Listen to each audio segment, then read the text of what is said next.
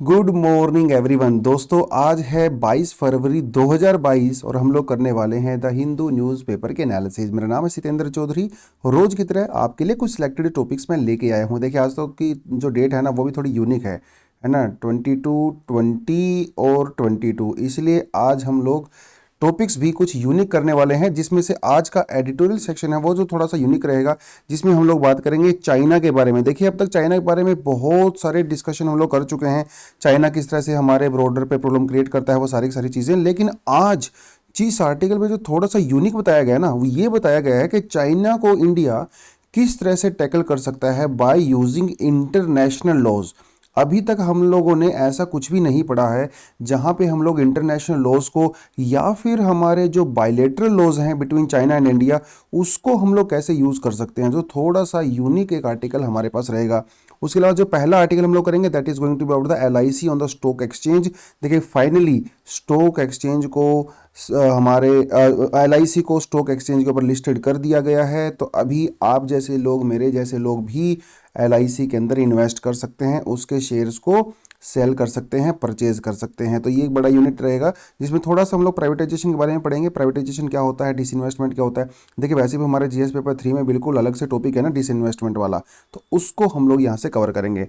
Fundamental duty को लेके भी आज एक आर्टिकल आया है, कहा गया है कि फंडामेंटल ड्यूटी को क्यों ना हम लोग फंडामेंटल राइट के जैसे बना दिया जाए।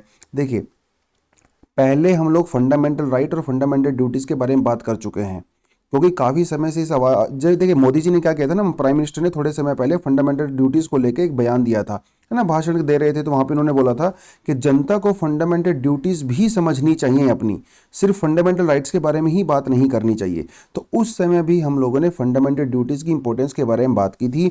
आज फिर से बात करेंगे क्योंकि सुप्रीम कोर्ट के अंदर PIL डाली है और उसमें कोर्ट ने सरकार से कुछ बोला है। थोड़ा सा हम लोग इसके बारे में भी जानेंगे और इसी के रिगार्डिंग आज मैं कुछ आपके लिए MCQs भी लेके आया हूँ। MCQs को भी सोल्व करने की कोशिश करेंगे, मतलब आप सोल्व करोगे, कल उसके बारे में डिस्कस करेंगे। GST रिफॉर्म के बारे में सीतारमन जी ने कुछ बात कही है, तो इसके बारे में थोड़ा सा जानेंगे, ज़्यादा नहीं, क्योंकि पुराना टॉपिक है, बार बार रिपीट करके कोई फायदा है नहीं। OROP, one rank one pension, काफ़ी इंपॉर्टेंट टॉपिक रहा था पहले भी, एग्ज़ाम में पूछा भी गया था, दोबारा से न्यूज़ में है, तो इस बार के प्रीलिम्स के लिए दोबारा से तैयार हो जाओ। हो सकता है यहाँ से OROP के बारे में क्वेश्चन पूछ लिया जाए, तो थोड़ा सा इसके बारे में डिस्कस करेंगे। फिर एक छोटा सा हमारा जो ओपिनियन पेज है वो बताता है कि हाउ टू और मतलब sorry how the protection of the mother tongue. Basically ये जो बांग्ला लैंग्वेज के बारे में है, जो बांग्लादेश लिबरेशन मूवमेंट थी ना उसको लेके था, तो थोड़ा सा आपको उसकी हिस्ट्री बताऊंगा और इसके बारे में थोड़ा सा डिस्कस करेंगे। और कुछ एडिशनल आर्टिकल भी मैं आपके लिए लेके आया हूँ। देखिए कुछ दिन तक हम लोग नहीं आ पाए, सर ले रहे थे, सुभाष जी सर बहुत अच्छा एनालिसिस लेते हैं वो, और अभी हमारे टीम के साथ जुड़े भी हुए हैं। क्योंकि देखिए दिल्ली से मैं बाहर गया हुआ था कुछ समय के लिए, फिर फैमिली में थोड़ी मैरिज भी थी और थोड़ी तबीयत भी ख़राब थी, तो उस वजह से हम लोग कंटिन्यू नहीं कर पाए थे, लेकिन कोशिश करेंगे आगे से एनालिसिस को कंटिन्यू करेंगे। ठीक है, तो आप हमारे साथ बने रहिए। चलिए, आई नो आप लोगों ने बहुत मिस किया होगा, मैंने भी आप लोगों को बहुत मिस किया, लेकिन एक सांसारिक जिम्मेदारियां भी, हमारी रिस्पॉन्सिबिलिटी जो होती है फैमिली, उनको भी थोड़ा सा फुलफिल करना ही पड़ता है, राइट। लेकिन आई होप कि आप लोगों की तैयारी अच्छे से चल रही होगी और सर ने बहुत अच्छे से आपका एनालिसिस करवाया है और अच्छे से आपने उसको भी अटेंड किया होगा। चलिए दोस्तों शुरुआत करते हैं। तो हमेशा की तरह आज हम लोग क्या करेंगे, आज का दिन में कोई क्या खास हुआ था। देखिए अबुल कलाम आज़ाद जी एक बहुत ही पॉपुलर और बहुत ही एक जाने माने फ्रीडम फाइटर रहे हमारे। 1958 में आज ही के दिन जो है इनका हो गया था देहांत, तो इसीलिए जो है आज का दिन थोड़ा सा खास हो जाता है। वैसे आपको बता दूं कि ये भारत रत्न भी हैं। 1992 में इनको भारत रत्न मिला था पोस्थमसली, मतलब इसको हिंदी में कहते हैं मरणोपरांत, मतलब उनके मरण के उपरांत मिला था, उसके बाद मिला था। आप मुझे ये बताइए कमेंट सेक्शन में, इंडिया में और कितने लोगों को पोस्थमसली भारत रत्न मिला है, ये आप मुझे कमेंट सेक्शन में बताओगे। अगर किसी को पता होगा तो मजा ही आ जाएगा। बहुत बड़ी पर्सनैलिटी है, बता रहा हूँ आपको, इतनी बड़ी पर्सनैलिटी है कि जिससे हमारा पूरा पॉलिटिक्स, पूरा कॉन्स्टिट्यूशन भैया गवर्न होता है। कमेंट सेक्शन में बताओ, देखते हैं कितने बच्चों को इसका पता है। He established an Urdu weekly newspaper 1912 में जो है इन्होंने अल हिलाल के नाम से न्यूज़पेपर शुरू किया था कलकत्ता से। उन्होंने एक और जर्नल स्टार्ट किया था अल बलाग, एक और जर्नल स्टार्ट किया था जिसका नाम है पैगाम, और अनफॉर्चुनेटली ये तीनों ही ब्रिटिश गवर्नमेंट ने बैन कर दिए थे। क्योंकि ये अपने न्यूज़पेपर के थ्रू, जर्नल के थ्रू ब्रिटिश गवर्नमेंट को भैया बहुत ही ज़्यादा क्रिटिसाइज़ करते थे और उनको ये पसंद नहीं था, तो इसीलिए इनको कर दिया गया था बैन। बाद में 1923 में ये यंगेस्ट मैन थे जो कि कांग्रेस के प्रेसिडेंट चुने गए। उसके अलावा बाद में हमारी कॉन्स्टिट्यूशनल असेंबली में भी रहे और बाद में हमारे पार्लियामेंट का हिस्सा भी रहे, और 1958 में इन्होंने इंडिया को सर्व करके फाइनली जो है इनकी जो है वो डेथ हो गई। हार्ट अटैक हुआ था इनको, उससे इनकी डेथ हो गई। तो एक बहुत ही जाने माने वो हैं, एक बहुत ही फेमस सेलिब्रिटी भी हैं हमारे बॉलीवुड में, है ना। उनके साथ भी इनका रिलेशन है, उनके ये ग्रेट ग्रैंडफादर हैं। उनका नाम भी अगर पता है तो वो भी आप कमेंट सेक्शन में बता सकते हो, है ना। बहुत ही फेमस नाम है भैया, गिने चुनी पर्सनैलिटी में आता है बॉलीवुड की। पता होगा तो बता दो, नहीं पता होगा तो कोई बात नहीं। चलिए अब बढ़ते हैं आज के पहले आर्टिकल के ऊपर, जो कहता है return of the LIC policy holders में rise post IPO says Kumar. देखिए कुमार ये कोई ऑफिशियल हैं, तो इनका इंटरव्यू का एक्चुअली थोड़ा सा यहाँ पे इन्होंने बात किया है। IPO क्या होता है? IPO वर्ड आपको बहुत सुनने को मिलता होगा। देखिए इनिशियल पब्लिक ऑफर, इसका मतलब होता है इनिशियल पब्लिक ऑफर।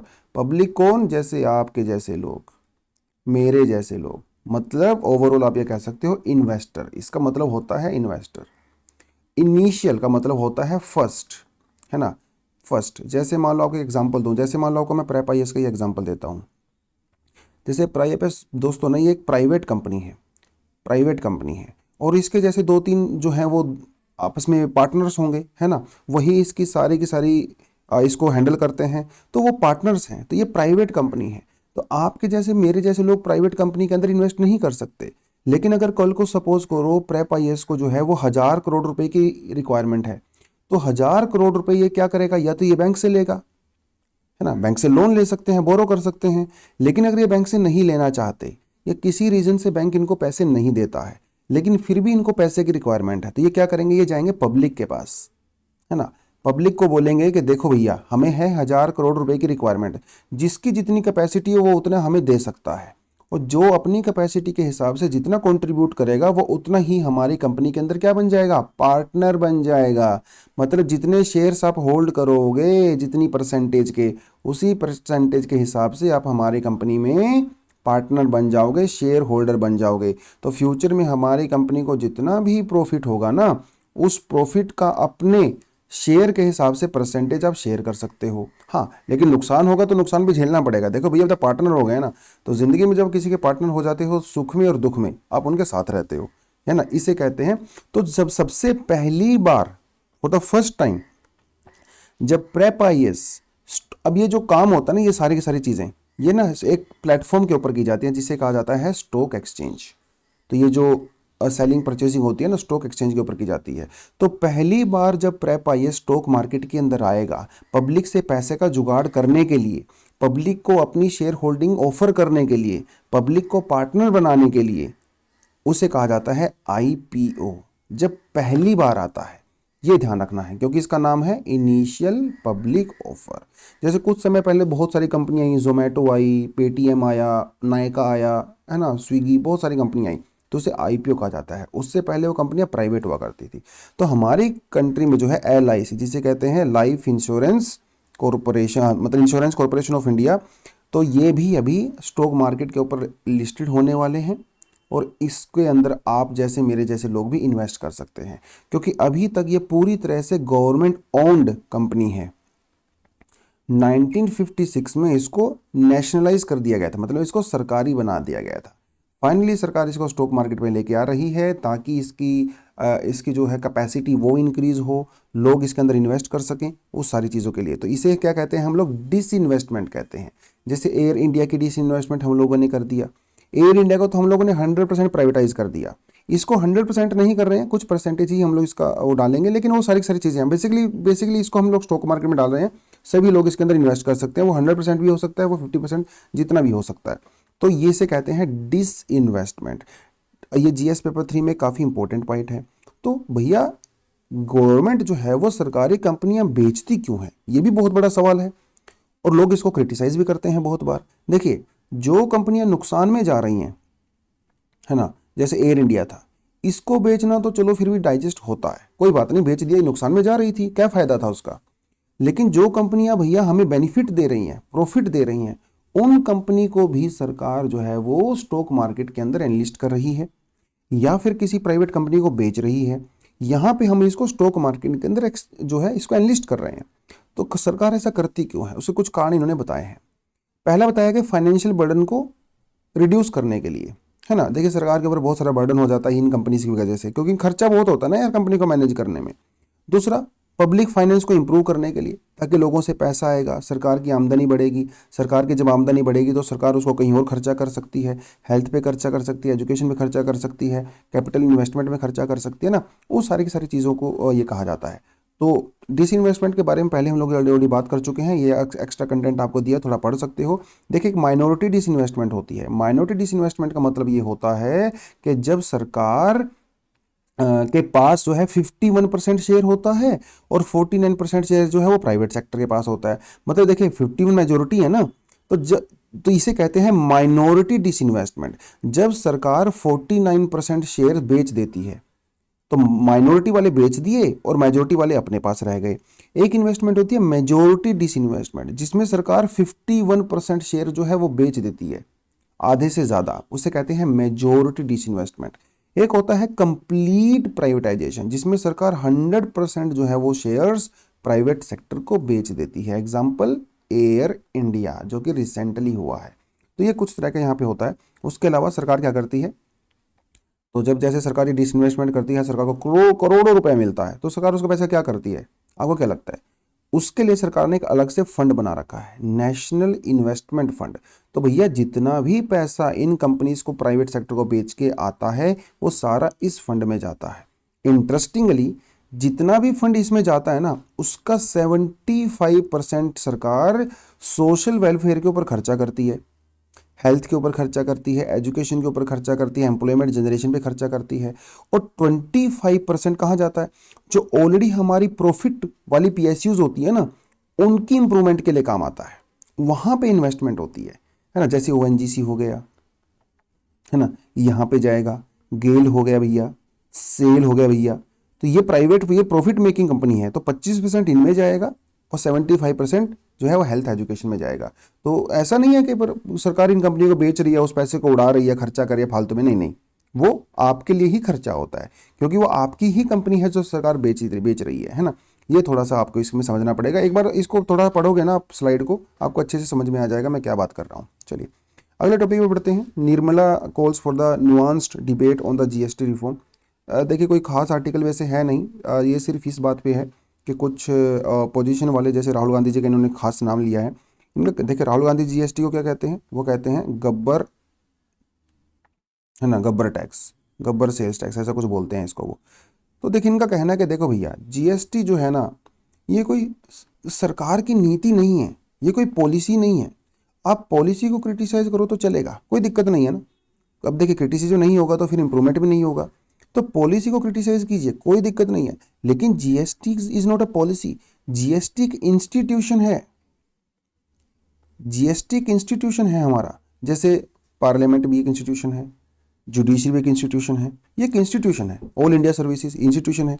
तो जीएसटी एक इंस्टीट्यूशन है भैया, पॉलिसी नहीं है। तो इनका यही कहना है कि भैया पॉलिसी को आप आराम से जी भर के गाली दीजिए, कोई दिक्कत नहीं है, लेकिन जीएसटी को गाली मत दीजिए। हाँ उसके अंदर कुछ कमियां हो सकती हैं जिसको डेफिनेटली हम लोग इंप्रूव करेंगे, वो एक अलग बात है।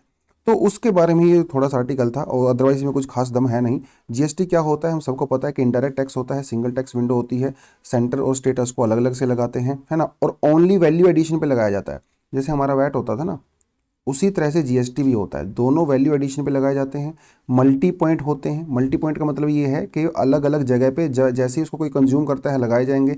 जितनी बार भी उसमें वैल्यू एडिशन होगा उतनी ही बार आपको GST, it is just like a VAT, just like a VAT on a national level, ठीक है। और 2-3 लेवल पे होता है, स्टेट लेवल पे होता है, सेंट्रल लेवल पे होता है, कि हमारे पास आईजीएसटी भी होता है जब इंटर स्टेट ट्रेड होती है ना। जैसे महाराष्ट्र से अगर पंजाब में कोई प्रोडक्ट जाता है तो इंटर स्टेट ट्रेड हो रही है, उस समय आईजीएसटी वगैरह भी लगता है, और ये डेस्टिनेशन बेस्ड है, ठीक है। ये सारी चीज़ें हम लोग पहले से कर चुके हैं, तो कुछ नया इसमें खैर है नहीं। जीएसटी के बारे में बहुत डिटेल हम लोग कर चुके हैं। इन्होंने ये भी कहा कि देखिए भैया जीएसटी कोई ऐसा तो है नहीं कि सेंटर की पॉलिसी है, हमारे पास जीएसटी काउंसिल होती है जिसके अंदर स्टेट भी पूरी तरह से कंट्रीब्यूट करते हैं। तो ये स्टेट और सेंटर का जो है एक आपस में बेसिकली एक कोलैबोरेशन है। और हम लोग क्यों लेके आए थे? ताकि पूरी कंट्री के अंदर जो है कि यूनिफॉर्म टैक्सेशन सिस्टम बने। तो बहुत सारे जो नेगेटिव इफेक्ट होते थे, जैसे कास्केडिंग इफेक्ट होता था, बहुत सारा टैक्स ऑन टैक्स होता था, मल्टीपल जो है कैलकुलेशंस होती थी, प्राइस इंक्रीज हो जाता था, है ना, इन्फ्लेशन का इम्पैक्ट वहाँ पे आता था। उसको दूर करने के लिए हम लोगों ने जीएसटी को दूर किया, लाए हैं हम लोग। और जीएसटी काउंसिल में स्टेट भी पूरी तरह से कंट्रीब्यूट करते हैं। तो आप एक इंस्टीट्यूशन को गाली मत दीजिए। हाँ, कुछ दिक्कतें हैं, हम लोग दूर कर सकते हैं। दिक्कत आपको बताता हूँ क्या है। देखिए, अभी सरकार ने जो है टेक्सटाइल में हम लोगों ने पीएलआई लेके आए हैं, है ना, पीएलआई हम लोग लेके आए, प्रोडक्शन लिंक्ड इंसेंटिव स्कीम हम लोग लेके आए हैं। उसमें क्या है कि जो टेक्सटाइल बनाने के लिए जो रॉ मटेरियल है, जो कपड़ा आता है या कुछ भी आता है, उस पे लगा रही है सरकार 18% का जीएसटी। जबकि जो फाइनल प्रोडक्ट है उसके ऊपर लगा रही है सरकार 5% और 12% का जीएसटी। तो भैया रॉ मटेरियल पे टैक्स ज़्यादा है और फिनिश्ड प्रोडक्ट पे कम है। तो ये इस तरह के कुछ क्रिटिसिज्म जो है वो जीएसटी को लेके किए जाते हैं। अब यही सर बात जो है जब सीतारमन जी को बोली उन्होंने, तो उन्होंने कहा कि हाँ, हमें पता है कि ये कुछ कमियां हैं, इसको हम लोग डेफिनेटली दूर करेंगे। लेकिन दूर कौन करेगा? अकेले सरकार थोड़ी कर सकती है, जीएसटी काउंसिल करेगी ना। जीएसटी काउंसिल की मीटिंग होगी जिसमें स्टेट वाले भी आएंगे, सेंटर वाले भी आएंगे, वो मिलकर बैठ के बात करेंगे। तो जीएसटी काउंसिल के बारे में ऑलरेडी हम लोग पढ़ चुके हैं, कोई कॉन्स्टिट्यूशनल बॉडी है, आर्टिकल 279A, तब हम लोगों ने इसको इंट्रोड्यूस किया था, है ना। इसमें जो है यूनियन फाइनेंस जो मिनिस्टर होती हैं वो चेयरपर्सन होती हैं। उसके अलावा यूनियन मिनिस्टर जो स्टेट्स होते हैं in charge of revenue and finance, वो इसके मेंबर्स होते हैं। और भी जो है बहुत सारे लोग इसमें होते हैं, कुछ नीति आयोग के लोग भी बैठते हैं, लेकिन वो सिर्फ ऑब्जर्वेटरी वाला होते हैं, वोटिंग पावर नहीं होता उनके पास। तो ये कुछ चीज़ें यहाँ पे हैं जिसको थोड़ा सा आप देख लीजिएगा। बाकी जीएसटी के फंक्शन क्या क्या होते हैं उसके लिए अलग से स्लाइड आपको दिया हुआ है, डेफिनेटली आप इसको भी जाके आराम से पढ़ सकते हो, ठीक है। हाँ, कमेंट सेक्शन में मुझे क्या बताओगे, आप ये बताओगे कि ये कौन सा कॉन्स्टिट्यूशनल अमेंडमेंट एक्ट था, ठीक है। कॉन्स्टिट्यूशनल अमेंडमेंट जो है वो कौन से नंबर का था, ये कमेंट सेक्शन में बताओगे तो मज़ा ही आ जाएगा, क्योंकि पहले कई बार आपको मैं पढ़ा चुका हूँ, तो नया टॉपिक तो नहीं है। चलिए, एनफोर्स फंडामेंटल ड्यूटीज से the petition in the supreme court. Supreme court में पेटिशन डाली गई है जिसमें ये कहा गया कि देखो भैया, लोग ना फालतू में सड़कों पे आ जाते हैं अपने राइट्स को मांगने के लिए, लेकिन वो अपनी ड्यूटीज़ भूल जाते हैं, इलीगल प्रोटेस्ट करते हैं, रोड्स को ब्लॉक करते हैं अपने स्पीच ऑफ एक्सप्रेशन के नाम पे, जिससे आम जनता परेशान होती है ना। वो कई कई दिनों तक सड़कों पे बैठे रहते हैं, जनता परेशान होती है, आने जाने में लोग परेशान होते हैं। तो इन्होंने कहा कि देखिए, फंडामेंटल ड्यूटी जो है आप उसको फंडामेंटल राइट के इक्वल रख दीजिए, ताकि ये भी जस्टिफिएबल हो जाए, तो इस उन लोगों को सजा मिले जो फंडामेंटल ड्यूटी को फॉलो नहीं कर रहे हैं। तो इस तरह की पिटीशन जो है वो कुछ जो है वो डाली गई है सुप्रीम कोर्ट के अंदर। तो सुप्रीम कोर्ट ने देखिए इसको एक्सेप्ट किया है, और सुप्रीम कोर्ट ने यूनियन गवर्नमेंट, ठीक है, और स्टेट गवर्नमेंट से रिस्पॉन्ड करने को कहा है कि आप बताइए कि आप इसके बारे में क्या सोचते हो। हालांकि सुप्रीम कोर्ट इस बारे में पहले बहुत क्लियर कर चुका है कि फंडामेंटल ड्यूटीज डेफिनेटली वो फंडामेंटल राइट के बराबर नहीं हो सकती, और वो नॉन जस्टिफिएबल वैसे भी है हमारे कॉन्स्टिट्यूशन में। लेकिन जब पिटीशन डाली है तो शायद सुप्रीम कोर्ट इस पर कुछ ना कुछ सरकार का रिस्पॉन्स जानना चाहता है कि ये क्या चीज़ें हैं। तो वही थोड़ा सा है, आप एक बार फंडामेंटल ड्यूटीज़ के बारे में हल्का सा देख लीजिए, स्लाइड आपको मैंने दिया ही हुआ है, लक्ष्मीकांत में अच्छे से दिया हुआ है ना। आर्टिकल 51A जो है उसको इंट्रोड्यूस किया गया था, it's a part of like part 4 and A, ठीक है। ओरिजिनली हमारे यहाँ पे कॉन्स्टिट्यूशन फंडामेंटल ड्यूटीज़ थी नहीं, बाद में हम लोगों ने इंट्रोड्यूस किया गया इसको। 76 देखिए वो इमरजेंसी का दौर था, है ना, स्वर्ण सिंह कमेटी बनाई गई थी, उसकी रिकमेंडेशन पे जो है इसको किया गया था। तो 42nd जो अमेंडमेंट एक्ट हमारा, ठीक है, हम लोगों ने किया था, और एक हम लोगों ने फिर 86th कॉन्स्टिट्यूशनल अमेंडमेंट एक्ट में भी किया। तो दो एक्ट हैं, ये ध्यान रखना है, 42nd कॉन्स्टिट्यूशनल अमेंडमेंट और 86th में हम लोगों ने क्या किया था, एजुकेशन वाला उसके अंदर प्रोविजन हम लोगों ने एक नया ड्यूटी ऐड किया था, ठीक है। और ये जो फंडामेंटल ड्यूटीज होती हैं सबको पता है कि नॉन जस्टिफिएबल है। नॉन जस्टिफिएबल मतलब ऐसा है कि फंडामेंटल ड्यूटी अगर कोई फॉलो नहीं कर रहा है तो उसके अगेंस्ट आप सुप्रीम कोर्ट में नहीं जा सकते कि देखो ये भैया इसको सजा सुनाओ, इसको 10 साल की, और ये फंडामेंटल ड्यूटी को फॉलो नहीं कर रहा है, ऐसा नहीं होता। हाँ, लेकिन अगर फंडामेंटल वायलेशन अगर होता है, सरकार अगर करती है, तो उसके खिलाफ डेफिनेटली आप जा सकते हो, और सुप्रीम कोर्ट इंश्योर करता है कि सरकार जो है आपके फंडामेंटल राइट को जो है वो आपका मतलब उसको इंश्योर करे वो प्रॉपर तरीके से। ये चीज़ें होती हैं। तो फंडामेंटल ड्यूटीज़ के बारे में हमेशा ये बहुत लंबे समय से डिबेट चल रही है एंड ऑल दैट कि किसको क्या करना चाहिए। थोड़े समय पहले भी जब मोदी जी ने कहा था कि फंडामेंटल ड्यूटी को लोग फॉलो नहीं करते हैं, फंडामेंटल राइट के ऊपर फोकस करते हैं, जिसकी वजह से हमारा कॉन्स्टिट्यूशन वीक होता है एंड ऑल दैट, तब भी हम लोगों ने इसके ऊपर अच्छे से डिस्कशन किया था। 11 फंडामेंटल ड्यूटी हमारे पास है, आप क्लियरली यहाँ पे देख सकते हो। एग्जाम के लिए each and every line word आपको पता होना चाहिए, एग्जैक्ट यहाँ से क्वेश्चन एग्जाम में वो पूछ लेता है, ठीक है। देखिए ये जो वाला है ना, के वाला जो 11th है, ये 6 and 14 ईयर्स के जो बच्चों के लिए है एजुकेशन के रिगार्डिंग, जो गार्जियंस उसके जो पेरेंट्स होते हैं उनके बारे में है। तो ये हम लोगों ने 86th अमेंडमेंट एक्ट के अंदर ऐड किया था। बाकी सारे वो जो है हमारे पुराने वाले हैं, जो कि स्वर्ण सिंह कमेटी ने एक्चुअली बहुत सारे रिकमेंडेशन दिए थे, जिसमें से सिर्फ कुछ ही हम लोगों ने मान लिए थे। हाँ, एक आप ये कमेंट सेक्शन मुझे बता सकते हो कि कौन सी कंट्री से इंस्पायर हो गए जो है हम लोगों ने फंडामेंटल ड्यूटीज़ को जो है वो यहाँ पे इंट्रोड्यूस किया था, ये आप थोड़ा सा बता सकते हो। क्रिटिसिज्म भी किया जाता है फंडामेंटल ड्यूटीज़ का, लक्ष्मीकांत में आपको अच्छे से दी मिल जाएगा ये सब, है ना। क्योंकि ये नॉन जस्टिफिएबल है, सबसे बड़ी बात तो यही इसकी अपनी एक बहुत बड़ी क्रिटिसिज्म है। आप कोर्ट में नहीं जा सकते इसको करने के लिए। वेग है ना, एम्बिग्यूअस है, बहुत सारी चीज़ों के मतलब इधर उधर है। अब आम जनता यार, अनपढ़ आदमी है, लीगल इलिटरेट आदमी है, उसको तो नहीं समझ में आएगा ना इसका मतलब क्या है। देखिए यहाँ पे लिख रखा है to value and preserve the rich heritage of our composite culture. कितनी वेग एक डेफिनेशन है, कोई कुछ भी सोच सकता है। To promote harmony and the spirit of the common brotherhood amongst all the, ये कोई स्पेसिफिक ऑब्जेक्टिव नहीं है ना, जैसे फंडामेंटल राइट है प्रॉपरली। तो बहुत सारा वेग है, एम्बिग्युइटी यहाँ पे बहुत सारी है। नॉन एग्जॉस्टिव है, बहुत सारी चीज़ों को इसमें इंक्लूड किया ही नहीं गया, जैसे राइट टू वोट, है ना, ये भी एक ड्यूटी होनी चाहिए लेकिन इंट्रोड्यूस नहीं किया गया है। ऐसी और भी बहुत सारी चीज़ें हैं। तो इनकम्प्लीट भी है, वेग है, एम्बिगुअस है, नॉन जस्टिफिएबल है। तो बहुत सारे मामले में इसका क्रिटिसिज्म किया जाता है, वो सारी सारी चीज़ें हैं। कुछ एमसीक्यूज हमारे पास हैं, आप यहाँ पे क्लियरली देख सकते हो।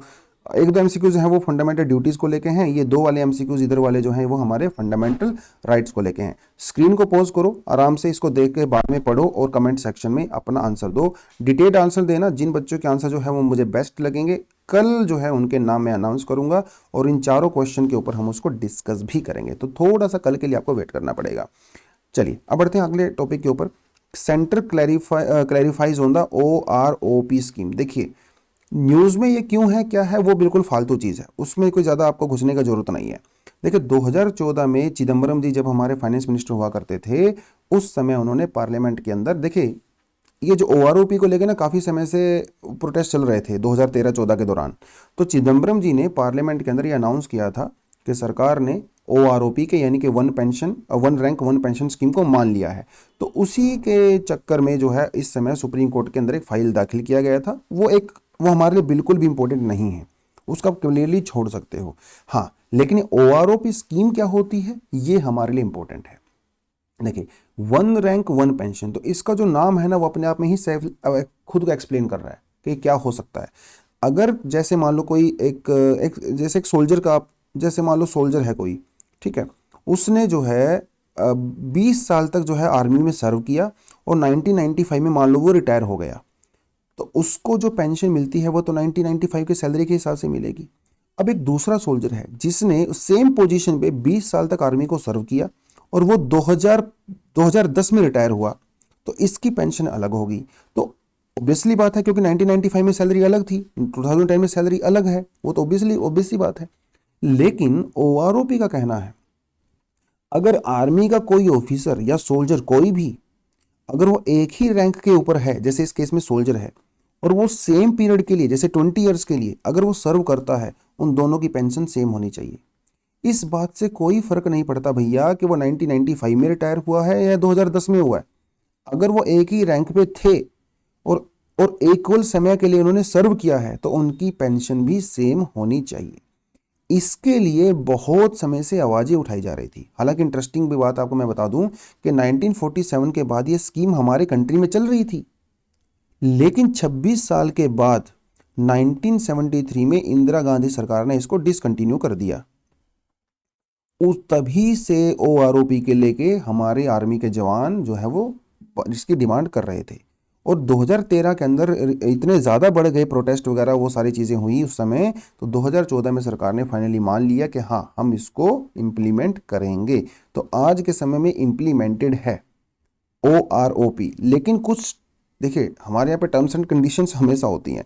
तो जब सरकार, ये नई सरकार जो आई, इन्होंने कहा कि ठीक है हम लोग मान लेते हैं, लेकिन जो पेंशन स्कीम है वो हर 5 साल के बाद रिव्यू किया जाता है उसको।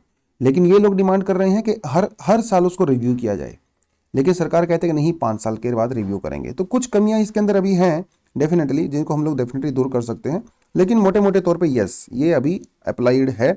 लेकिन सरकार इसके लिए आनाकानी क्यों कर रही थी, क्योंकि बहुत सारा खर्चा होता है सरकार का, 40,000 करोड़ से ज़्यादा सरकार को पे करना पड़ता है just because this OROP and all that. वो सारी की सारी चीज़ें एक अलग से हैं। आप उसको थोड़ा सा देख लेगा। लेकिन सरकार ने जो अभी इसको इम्प्लीमेंट किया है, मतलब जो लेटेस्ट सरकार ने, वो किसकी कमेटी पे किया है? कोश्यारी कमेटी के बेसिस पे किया है। कोश्यारी एक्चुअली बीजेपी के ही मेंबर हैं। उस समय जो कमेटी बनाई गई थी तो वो उसको हेड कर रहे थे, और इन्होंने माना था कि यस OROP लागू होना चाहिए, वो सारी सारी चीज़ें हैं। तो 2011 में उन्होंने अपनी रिपोर्ट को फाइनली सबमिट यहाँ पे कर दिया था। तो थोड़ा सा इस कमेटी के बारे में भी आपको नाम पता होना चाहिए, प्रीलिम्स में आपसे वो डेफिनेटली पूछ सकते हैं, क्योंकि न्यूज़ में है टॉपिक तो पूछ ही सकता है ना। तो वो थोड़ी थोड़ी सी चीज़ें आप यहाँ पे डेफिनेटली जाके पढ़ सकते हो। अगला टॉपिक है दोस्तों, वो है प्रोटेक्ट द मदर टंग। देखिए मदर टंग जो है, कल यानी कि 1 फरवरी 21 को इंटरनेशनल मदर टंग लैंग्वेज जो है वो डे मनाया गया। क्यों मनाया गया? क्योंकि बांग्लादेश की जो है वो फ्रीडम जो मूवमेंट थी, इंडिपेंडेंस की जो मूवमेंट थी, उसको ऑनर करने के लिए। क्योंकि बांग्लादेश के अंदर जो इंडिपेंडेंस मूवमेंट थी ना, वो दुनिया की पहली ऐसी मूवमेंट थी, दुनिया की आज तक के इतिहास में, जो कि मदर टंग को लेके चलाई गई। पहली ऐसी इंडिपेंडेंस मूवमेंट थी जो कि मदर टंग को लेके, ये थोड़ा सा आपको ध्यान रखना पड़ेगा। जब मतलब हमारा बंटवारा हुआ देश का, इंडिया आज़ाद हुआ, तो 1948 में मोहम्मद अली जिन्ना, जो कि उस समय के वहाँ के प्रीमियर थे, उन्होंने पाकिस्तान की जो ऑफिशियल लैंग्वेज है उसको उर्दू डिक्लेयर कर दिया था। ठीक है, स्कूल्स वगैरह में जितने भी गवर्नमेंट ऑफिस वगैरह थे, वहाँ पे जो कम्युनिकेशन होगा वो सब उर्दू में होगा, ऐसा उन्होंने डिक्लेयर कर दिया। लेकिन बांग्लादेश के अंदर तो मतलब जिसको उस समय ईस्ट पाकिस्तान कहते थे, यहाँ पे तो बांग्ला भाषा बोली जाती थी। और भैया बंगाली आदमी अपनी भाषा से बहुत प्रेम करता है। तो जब इन्होंने देखा कि जबरदस्ती इनके ऊपर उर्दू को थोप दिया गया है, इनकी इनको इनकी इनकी फीलिंग को रिस्पेक्ट ना करके, तो ये लोग उसके अगेंस्ट में खड़े हो गए। तो उसी समय ईस्ट पाकिस्तान के अंदर प्रोटेस्ट वगैरह शुरू हो गए थे स्टूडेंट्स वगैरह के। ठीक है, क्योंकि करेंसी से हटा दिया गया, स्टैंप से हटा, हर जगह से हटा दिया गया यार। तो यार इतने करोड़ लोग हैं जो अपनी अपनी भाषा से इतना प्रेम करते हैं, उनके ऊपर आप दूसरी भाषा को थोपोगे तो भैया गुस्सा तो आएगा। तो 1948 से ही एक्चुअली वहाँ पे प्रोटेस्ट शुरू हो गए थे। तो कुछ लोगों को जेल में डाला गया, कुछ लोगों को मारा भी गया, वो सारी की सारी चीज़ें हुई। लेकिन बहुत ज़्यादा प्रोटेस्ट के बाद पाकिस्तान ने 1994 में उर्दू को एज अ ऑफिशियल लैंग्वेज उसको एक्सेप्ट कर लिया। लेकिन अभी भी हर जगह उर्दू का ही यूज़ होता था। तो बहुत सारी मूवमेंट चली। फाइनली 1971 में जब पानी जो है वो नाक सर से आपके ऊपर चला गया, तो इन लोगों ने हथियार उठाए, वो पूरा मूवमेंट हुआ, और इंडिया का यहाँ पे बहुत बड़ा इंपॉर्टेंट रोल है ना। तो फाइनली ईस्ट पाकिस्तान को इंडिपेंडेंस मिला और वो बांग्लादेश बना। ठीक है, वो जो है थोड़ा सा आपको यहाँ पे देखना पड़ेगा। उसके अलावा जो है प्रेजेंट स्टेटस क्या है? प्रेजेंट स्टेटस ये है कि लैंग्वेज आजकल थ्रेटेंड है, ऑब्वियसली बात है। देखिए ग्लोबलाइजेशन का ज़माना है ना, इंटरकनेक्टेडनेस का ज़माना है। तो इससे हुआ क्या? इससे ये हुआ कि जो लैंग्वेज सबसे ज़्यादा बोली जाती हैं वो तो हो रही हैं प्रोटेक्ट, वो तो एक्सपेंड कर रही हैं। लेकिन जो लोकल लैंग्वेज है वो भैया धीरे धीरे कहीं ना कहीं ख़त्म होती चली जा रही है ना। क्योंकि आप इंटरनेट पे देख लीजिए, सोशल मीडिया पे देख लीजिए, हर जगह देख लीजिए, फिल्मों में देख लीजिए, लोकल लैंग्वेज को जो है कहीं ना कहीं इग्नोर कर दिया जाता है ना। खासकर बेटर जॉब अपॉर्चुनिटीज़ के चक्कर में आजकल हर कोई अपने बच्चों को इंग्लिश एजुकेशन देना चाहता है, लोकल लैंग्वेज में पढ़ाना नहीं चाहते, क्योंकि उसमें जॉब्स नहीं है। इसकी वजह से भी जो है वो खतरनाक यहाँ पे एक माहौल बना हुआ है, और इंग्लिश डोमिनेट करती है मोस्टली जगह पे। इंटरनेट की तो लैंग्वेज ही पूरी इंग्लिश है ना। तो ये पूरा का पूरा यहाँ पे बनता है। उसके अलावा यूनाइटेड नेशंस की एक रिपोर्ट है जो कहती है कि 43, मतलब देखिए उन्होंने 6000 लैंग्वेज को रिकॉग्नाइज करते हैं, और उनका कहना है कि 43% जो लैंग्वेज हैं इस समय वो एंडेंजर्ड हैं। और इसीलिए 2022 और 2032 के बीच में इन्होंने international decade of indigenous language बनाने का मन बनाया है। हालांकि यहाँ पे कुछ पॉजिटिव सिग्नल भी नज़र आते हैं। जैसे आप अमेजोन पे जाओगे, फेसबुक पे जाओगे, तो यहाँ पे आपको कुछ रीजनल लैंग्वेज भी देखने को मिलेंगी। जब आप गूगल ट्रांसलेट करते हो तो यहाँ पे भी रीजनल लैंग्वेज में आप ट्रांसलेट कर सकते हो। लेकिन अभी भी वो इतना इफेक्टिव नहीं है। ज़्यादातर जो यहाँ पे बोलबाला है वो अभी भी इंग्लिश लैंग्वेज का ही है। तो ये जो इंडिजिनस लैंग्वेज है ना, इनको प्रिजर्व करना बहुत ज़्यादा ज़रूरी है। राइट, इंडिया में तो भैया एक मल्टीलिंगुअल हमारा तो कंट्री है ना। आप कमेंट सेक्शन में मुझे ये बताओ कि कितनी लैंग्वेज हैं जो कि हमारी ऑफिशियल लैंग्वेज हैं, और कौन से शेड्यूल के अंदर हम लोगों ने उसको मेंशन करते हैं। पहले देख, आसान सा सवाल है, बहुत बार आपको बता भी चुका हूँ, आप लोग खुद भी कमेंट सेक्शन में डाल चुके हो, और यूपीएससी में यहाँ पे लोगों से लगातार क्वेश्चन आ भी चुका है। एक क्वेश्चन एक्स्ट्रा थोड़ा पूछता हूँ आपसे। अब ये बताइए कि जो ओडिया लैंग्वेज है, ओडिया लैंग्वेज को कब इंट्रोड्यूस किया गया था? ठीक है, ये भी आप कमेंट सेक्शन में बताइए। चलिए अब बढ़ते हैं अगले आर्टिकल के ऊपर, जो कि आज का एडिटोरियल सेक्शन है। तो एडिटोरियल सेक्शन देखिए क्या कहता है, use international law call out China's violation. देखिए चाइना वायलेशन करता है, इसमें कोई डाउट नहीं है, चाहे वो इंडियन ओशन की बात हो, चाहे वो साउथ चाइना सी की बात हो, पैसिफिक की बात हो, कहीं की भी बात हो, चाइना वायलेशंस करता है, क्योंकि चाइना की जो एक्सपेंशनिस्ट पॉलिसी है ना, उसके तहत भैया वो अपनी अधिकार को, अपने एरिया को इंक्रीज करना चाहता है। तो इंडिया में भी वही, जैसे हिमालय में जो वो कर रहा है ना, गलवान एंड ऑल दैट, और अरुणाचल प्रदेश, तो वहाँ पे जो चीज़ें कर रहा है तो उसके बारे में है। तो ये आर्टिकल कहता है कि देखो भैया चाइना वायलेशन करता है, इसमें कोई डाउट नहीं है। और अभी जो क्वाड का जो क्वाड का जो मीटिंग चल रहा था, उसमें एस जयशंकर जी ने भी कहा है कि चाइना इंडिया के रिलेशन जो है वो काफ़ी ख़राब हालत में है इस समय, क्योंकि चाइना लगातार डिसरिस्पेक्ट करता है। देखिए नॉर्मल बातों की डिसरिस्पेक्ट तो चलेगा, लेकिन भैया आप जब रिटर्न एग्रीमेंट की डिसरिस्पेक्ट करते हो ना, तो ये ज़्यादा बड़ा मुद्दा हो जाता है। जब आप किसी को लिखित में दे देते हो ना, कोई चीज़ रिटर्न में दे देते हो, तो भैया आपकी ऑब्लिगेशन हो जाती है, एक लीगल ऑब्लिगेशन है। तो चाइना जो है वो लीगल ऑब्लिगेशन को वायलेट कर रहा है, जिसकी वजह से इस बार सिचुएशन थोड़ी सी ज़्यादा खराब हो गई है। तो इन्होंने इस आर्टिकल में ये बताया गया है कि जो चाइना लीगल अपने अग्रीमेंट को वायलेट कर रहा है, इसका सॉल्यूशन क्या है, क्या इंडिया कर सकता है, तो उसके बारे में। लेकिन उससे पहले थोड़ा सा हम लोग अग्रीमेंट के बारे में जान लेते हैं। 1993 में इंडिया चाइना के बीच में अग्रीमेंट हुआ, जिसमें यह कहा गया था कि दोनों कंट्री जो है वो एक दूसरे के खिलाफ फोर्स का यूज नहीं करेंगी, एक दूसरे को थ्रेटन नहीं करेंगी। तो इसका तो डायरेक्ट वायलेशन हो ही रहा है, गलवान आप देख ही रहे हो, है ना। दूसरा, इंडिया चाइना बाउंड्री का जो क्वेश्चन है वो हम लोग पीसफुल तरीके से उसका रेजोल्यूशन निकालेंगे, फ्रेंडली कंसल्टेशन करेंगे, ऐसा इस अग्रीमेंट के अंदर कहा गया था, जो कि कहीं भी नजर नहीं आता। हाँ, मिलते हैं, बातचीत होती है, लेकिन वहां पे वो फ्रेंडली नहीं होता। अगर फ्रेंडली होता तब तक सोल्यूशन हो चुका होता। तो चाइना एक जगह पे कुछ और बोलता है, वहां पे अग्रीमेंट करके बाहर निकलता है, दूसरे दिन एक्टिविटी कुछ और कर देता है। तो इस तरह के वायलेशन वो डेफिनेटली कर रहा है। फिर एक एग्रीमेंट हमारा 1996 में भी हुआ, उसके आर्टिकल 1 क्या कहता है? आर्टिकल 1 ये कहता है कि it prohibits the use of military capability against the other side. अब ये इसको भी वायलेट कर रहा है ऑफ कोर्स, है ना। फिर उसके अलावा एक और इंटरनेशनल चार्टर हमारे पास यूएन चार्टर है, जिसका आर्टिकल 2.4 क्या कहता है? कहता है states being forbidden from using the force in international relation. तो इंटरनेशनल रिलेशनशिप में जो है कंट्रीज को फोर्स का यूज नहीं करना चाहिए, ऐसा यूएन चार्टर बोलता है। तो चाइना इसका भी वायलेशन कर रहा है। हालांकि यहाँ पे 2 एक्सेप्शंस भी हैं, जैसे सेल्फ डिफेंस वाले केस में तो करोगे। अब ऐसा तो नहीं है भैया कि अगर कोई आपके ऊपर अटैक कर दे और आप बोलोगे यूएन चार्टर है, मैं तो फोर्स का यूज करूंगा नहीं, तो सेल्फ डिफेंस के लिए कर सकते हो ना। ऑलरेडी यहाँ पे उन्होंने एक्सेप्शन दिया हुआ है। दूसरा, इन्होंने ये कहा है कि अगर यूएन सिक्योरिटी काउंसिल अगर किसी कंट्री के अगेंस्ट में फोर्स का यूज करने के लिए अप्रूवल देती है, तो उस केस में भी आप इस चार्टर का वायलेशन कर सकते हो। लेकिन ये सिर्फ एक्सेप्शंस हैं, रूल नहीं है। लेकिन चाइना तो ना रूल मानता ना एक्सेप्शन मानता, वो तो अपने हिसाब से ही काम करता है ना। इसके ऐसे इसके अंदर कहा गया है, जैसे LAC line of actual control में ट्रांसग्रेशन वो करता है। उन्होंने अभी नया बॉर्डर लॉ भी बनाया है चाइना ने, है ना, जिसमें उन्होंने पूरा जो उनकी जो PLA है उसको पूरा अधिकार दे दिया है कि वो बॉर्डर के ऊपर जो है अपने तरीके से उनको प्रोटेक्ट कर सकता है। उसके अलावा 2005 का जो अग्रीमेंट है आर्टिकल 9, है ना, वो क्या कहता है? वो जो इंडिया का एग्रीमेंट है ये 2005 में हम लोगों ने किया था, जो कहता है कि इंडिया और चाइना स्ट्रिक्टली LAC को जो है रिस्पेक्ट करेंगे। लेकिन ऐसा कुछ भी नज़र नहीं आता। तो चारों तरफ से जब भी आप देखोगे ना, तो चाइना जो है वो वायलेट करता है, चाहे वो 1993 का अग्रीमेंट हो, चाहे 1996 का हो, चाहे 2005 का हो, वो सारी चीज़ें।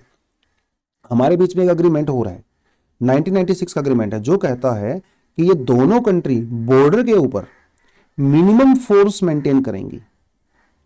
लेकिन अब हो क्या रहा है? चाइना लगातार वहां पे अपनी मिलिट्री को एनफोर्स कर रहा है, वहां पे इंफ्रास्ट्रक्चर डेवलप कर रहा है। आपने अभी देखा होगा पेंगोंग सोले के ऊपर उन्होंने जो है बहुत बड़ा ब्रिज भी बना लिया, उस तरह की चीज़ें। तो ये भी वायलेशन है। अब कहने का मतलब ये है कि इसका सॉल्यूशन क्या है और ऐसा चाइना कर क्यों रहा है? देखिए, चाइना इंटरनेशनल लॉज को वायलेट करता है, इसकी कोई बात किसी से छिपी नहीं है। सिर्फ इंडिया के ही केस में नहीं, दूसरे केस में भी, जैसे फिलीपींस, साउथ चाइना सी में बहुत सारे आइलैंड्स ऐसे हैं जिनको लेके फिलीपींस, वियतनाम, है ना, उनको लेके इश्यूज होते ही रहते हैं। तो फिलीपींस के में भी कुछ आइलैंड को लेके इशू था, जो कि उन्होंने इंटरनेशनल कोर्ट ऑफ जस्टिस में वो लोग गए थे। वहाँ पे उसने जो है UN close, United nation convention जो लॉ ऑफ द सीज है, उसने फिलीपींस के फेवर में फैसला सुनाया था, लेकिन चाइना ने उसको मानने से मना कर दिया। ये 2016 की बात है जब ये चीज़ें हुई थी। तो चाइना का कहना है कि भैया हम तो किसी की बात मानेंगे नहीं, जो हमारा मन करेगा वो हम लोग करेंगे। और सिर्फ डिफेंस के मामले में नहीं, दूसरे मामले में भी चाइना बहुत सारी चीज़ों को वायलेट करता है। जैसे वो इलीगल सब्सिडीज देता है और फिर वो सामान को डंप करता है दूसरी कंट्रीज़ में। करेंसी को मैनिपुलेट करने का तो आरोप उसके ऊपर लगता ही रहता है ना। इंटेलेक्चुअल प्रॉपर्टी राइट्स को स्टील करता है, दूसरे बनाए हुए प्रोडक्ट को यहाँ पे कॉपी पेस्ट करता है, रिवर्स इंजीनियरिंग करता है और ज़बरदस्ती दूसरी कंपनी से टेक्नोलॉजी ट्रांसफ़र करवाता है, तो अदरवाइज उन कंपनीज को अपनी कंट्री में अलाउ करता नहीं है। तो सिर्फ और सिर्फ डिफेंस के केस में नहीं, बहुत सारे केस में चाइना के ऊपर इस तरह के आरोप लगते हैं। अब बात यह है कि इसका सोल्यूशन क्या है ना। इस आर्टिकल के अंदर का जो सोल्यूशन बताया गया वो थोड़ा सा इंटरेस्टिंग है, वो भी आपको देखना पड़ेगा। इनका कहना है कि देखिए जो चाइना वाला मुद्दा है ना भैया, अभी वो बायलैटरल मुद्दा नहीं है, ये एक इंटरनेशनल मुद्दा है। तो इसलिए इंडिया को भी इस तरह के मुद्दे अभी इंटरनेशनली उठाने चाहिए। तो हम लोग डिप्लोमेटिक जो टॉक्स करते हैं यूनाइटेड नेशन के अंदर करते हैं या फिर G20 के अंदर करते हैं, यहाँ पे इंडिया को ये मुद्दे उठाने चाहिए। अभी तक इंडिया जो है यहाँ पे ये मुद्दे उठाता नहीं है। हम लोग ये कहते हैं कि हमारा आपसी मामला है, हम लोग खुद सुलझा लेंगे, जैसे हम लोग कश्मीर के मामले में भी करते हैं, तो चाइना के मामले भी हम लोग यही करते हैं। लेकिन इनका कहना है कि ऐसा नहीं होना चाहिए, इंडिया को अपनी पॉलिसी को थोड़ा सा चेंज करने की ज़रूरत है और G20 या यूनाइटेड नेशन इस तरह के फोरम पे हम इसको उठाना चाहिए, ऐसा इनका कहना है कि इंटरनेशनल जो ट्रीटीज़ वगैरह होती हैं, इन्होंने इनका ये कहना है। दूसरा ये कहना है कि जो आर्टिकल 51 का जो यूनाइटेड नेशन का जो चार्टर है उसका ये क्योंकि वायलेशन करता है, तो यूनाइटेड नेशन की जो वहाँ पे है उसके अंदर ये मुद्दा उठाएं। Enacting national security law, India अपना एक नेशनल सिक्योरिटी लॉ बना सकता है जिसके तहत वो ऐसे कंट्रीज के अंदर अगेंस्ट में एक्शन ले सकता है जो हमारे ट्रेड, इकोनॉमिक और मिलिट्री हम लोगों को थ्रेट पहुंचाता है। तो चाइना के अगेंस्ट में हम लोग उसमें एक्शन ले सकते हैं अगर हम लोग अपना खास एक स्पेशल लॉ बनाएंगे तो, है ना।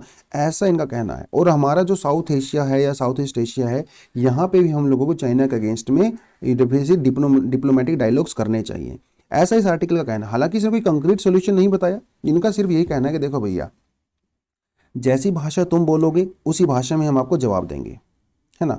आप हथियार की भाषा बोलेगे तो हम आपको उसमें जवाब देंगे।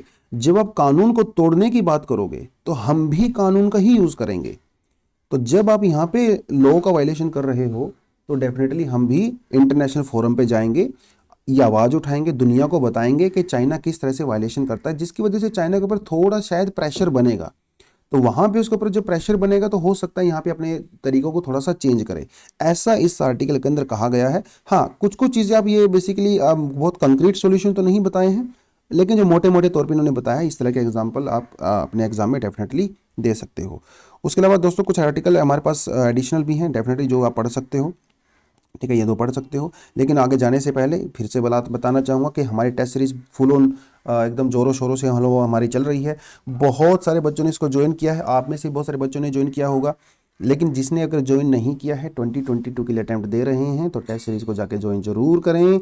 32 टेस्ट हम लोग लेने वाले हैं, बढ़िया से डिस्कशन भी उनके ऊपर होगा, उनमें करंट अफेयर इंक्लूड होगा, NCERT इंक्लूड होगा। तो कहने का मतलब ये है कि अगर आपने पूरा टेस्ट सीरीज ज्वाइन कर लिया तो आपको जो है 3-4 बार आपका पूरा सिलेबस रिवाइज हो जाता है। उसके अलावा मेंटरिंग प्रोग्राम भी हमारा है जहाँ पे हम लोग आपको 1-to-1 मेंटरिंग भी देंगे और ग्रुप मेंटरिंग भी देंगे। तो किसी की कोई खास समस्याएं हैं तो वहाँ हमारे साथ आप आके बात कर सकते हो। तो आज के लिए इतना ही है, लेकिन एंड करने से पहले वीडियो को अगर आपने लाइक नहीं किया ना तो मेरे से बुरा कोई नहीं होगा।